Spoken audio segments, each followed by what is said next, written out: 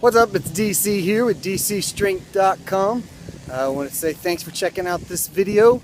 Going to continue on kind of with what I've been talking about with aerobic capacity. If you missed the first two videos, you can check the links below. The first video is where I talk about who all needs aerobic capacity, and the second video is where I talk about kind of like a quick test to see what your aerobic capacity's base is and if you need to train it or not. So if you haven't checked those out, go ahead and view them, the links below. And then today I'm going to kind of go over not just who needs aerobic capacity or the test for it, but how to train it and build that base as quickly as possible. It's where a lot of people end up getting it wrong. I got it wrong for, wow, I guess about 2.5 years. And never really got the benefit from it, and so wanted to give you guys kind of the quickest way to train for it, to build it up so you can carry on, even if it's something that you don't need a lot of in your sport, or with your goals, you can at least develop that base so you recover better. You're able to work a little harder at everything else you do, and just be overall more healthy. So really the best way to train that and achieve it as quickly as possible is going to be picking some type of simple movement. The four best choices that I've found is kind of a road work, old school boxer style, which is you running shoes in the pavement, a rower, a salt bike, or if you have kind of joint issues and don't feel like being sitting down the entire time and staring at the same spot on the wall, and want to get out but can't run, I prefer using a sled that's pretty close to about maybe 35% of your body weight. And using any of those four methods with your heart rate monitor, your zone that I talked about in part 2 that you want to stay in. You're going to get out there and do that for 60 plus minutes, 4 to 5 times a week.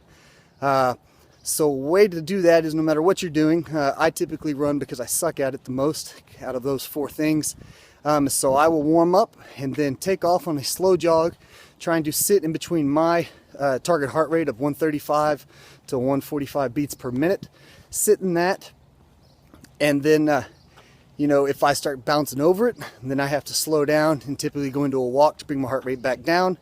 And then if I get under it, then I just pick back up into that slow jog.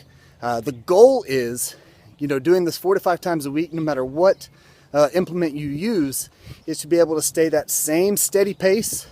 So for me, that hour long would be staying at a jog, anything faster than a walk and not having to slow down to get my heart rate back down. Staying in that pace and that heart rate for the entire 60 minutes.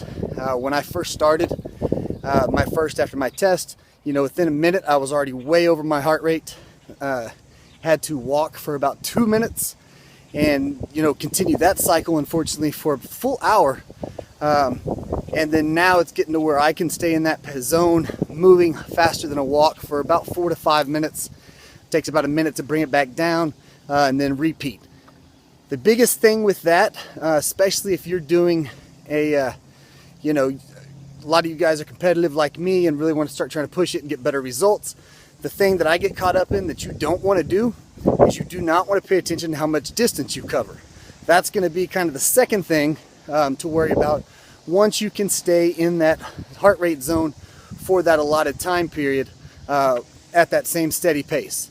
So once you can hit that, and then if your sport is like powerlifting, strongman, you're just training to be healthy, look good in the gym, then that's pretty much all the base aerobic capacity you need. So you don't have to worry about that, and then continue that once, maybe twice a week to maintain it. But if you want to focus more on CrossFit, you play sport that needs you to recover more, and football not so much, but baseball, stuff like that, where you just operate at that lower intensity and you need to build that base aerobic capacity up, then you want to really do that 4 to 5 times a week. And then once it gets to where you can maintain that pace, then you start trying to push that pace a little further to get that distance in. But stick with just 4 to 5 times a week, making sure that you're staying at a steady pace, working towards that goal. Let me know if you have any questions, comment below. Check out the link. I got some free gifts for you guys on my website, DCStrength.com. Appreciate you checking it out. Now you guys know, and knowing's half the battle. Show my hardcore is, you know what I'm saying? Yo.